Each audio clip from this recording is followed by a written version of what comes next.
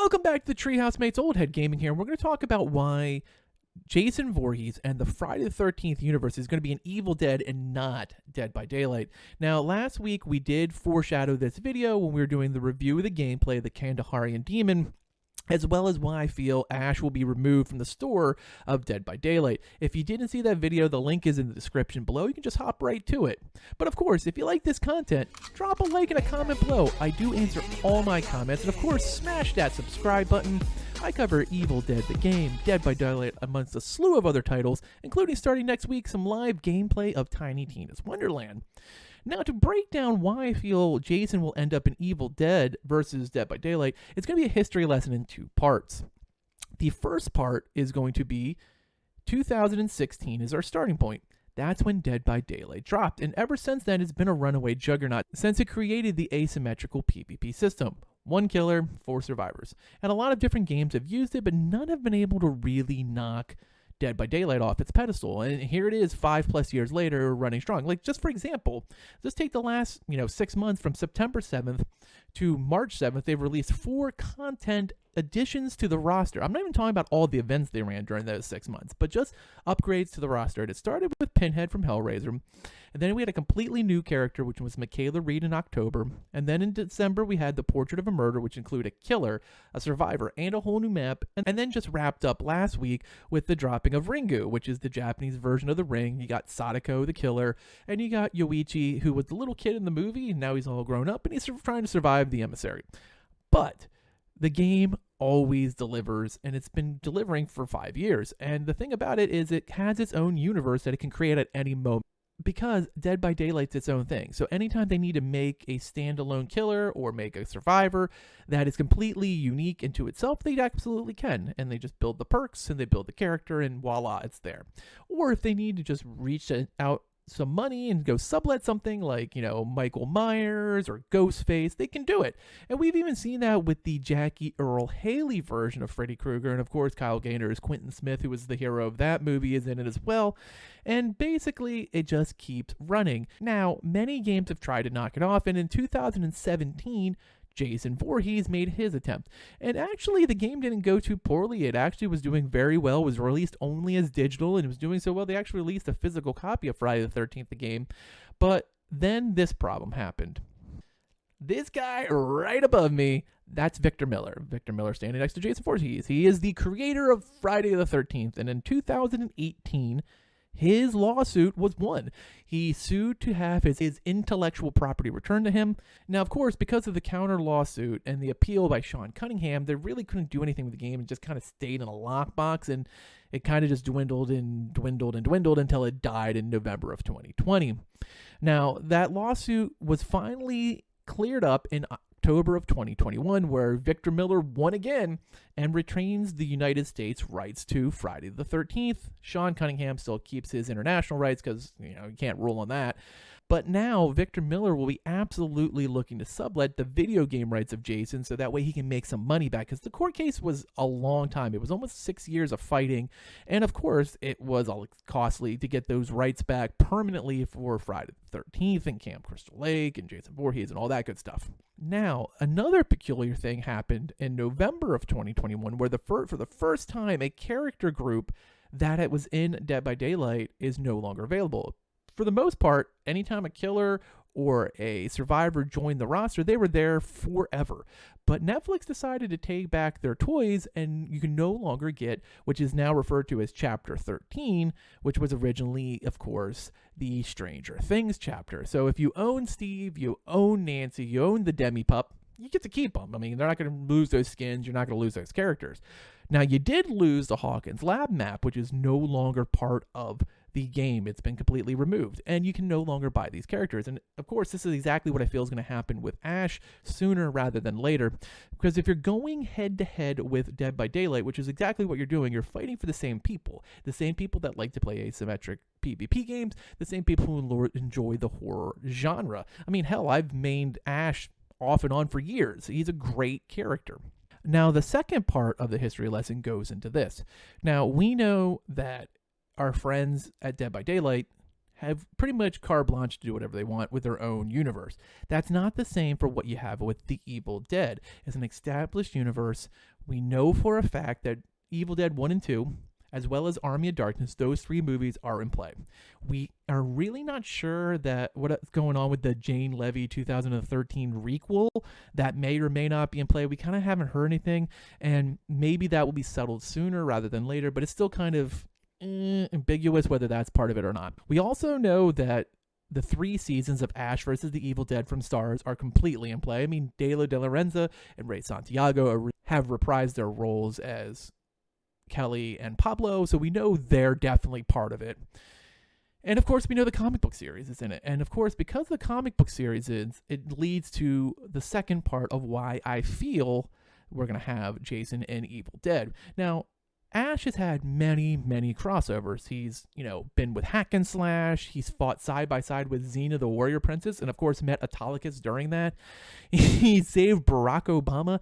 There's a lot of stuff that Ash has done in his comic book series, whether it's the mainline Evil Dead series / Army of Darkness series, or it's been one of his crossovers. But there's never been more important series, or a better one in my opinion, than this right here.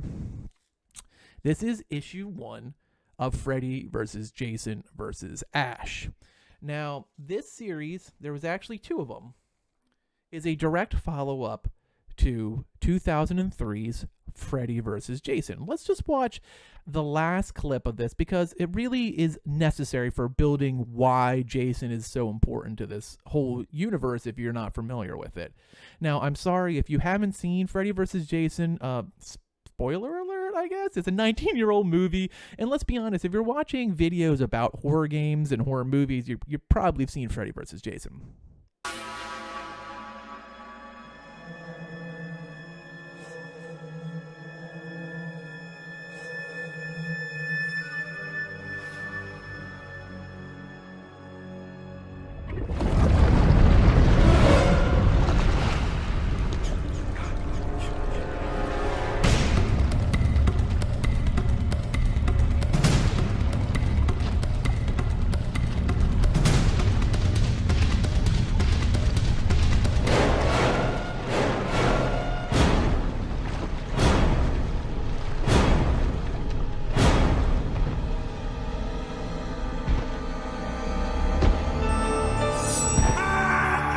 So we just saw Freddy's head just hanging there. Jason pulls him out of the water. If you saw the movie, there's a cabin there, which is basically like Jason's trophy room, where he keeps all the dead bodies that he's killed or any kind of mementos he has.